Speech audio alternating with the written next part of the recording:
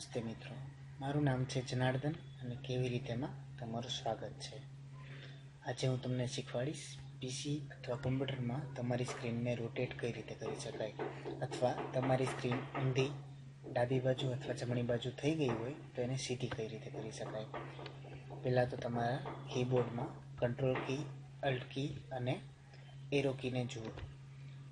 એમાંથી control Alt કી સાથે દબાવો અને પછી એરો કીમાં ડાબી, જમણી, ઉપરની અથવા નીચેની એ 4 કીમાંથી સૌપ્રથમ આપણે નીચેની કી દબાવશું, તો જેનાથી તમારી જે ડિસ્પ્લે સ્ક્રીન છે એ ઊંધી થઈ જશે। હવે તમારે જો આ સ્ક્રીનને ડાબી બાજુ બતાવવી હોય તો તમારે પહેલાં કંટ્રોલ અલ્ટ અને જમણી બાજુની કી દબાવવી પડશે, જેનાથી તમારી સ્ક્રીન ડાબી બાજુ થઈ જશે।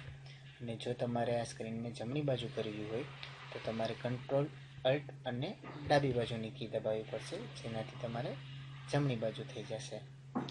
અને જો તમારે આ સ્ક્રીનને પાછી સીધી કરવી હોય તો કંટ્રોલ અલ્ટ અને ઉપરની બાજુની સ્ક્રીનને એરો કીને દબાવો એટલે તમારી સ્ક્રીન પાછી સીધી થઈ જશે। ધન્યવાદ તમને આ શીખવાડવા બદલ।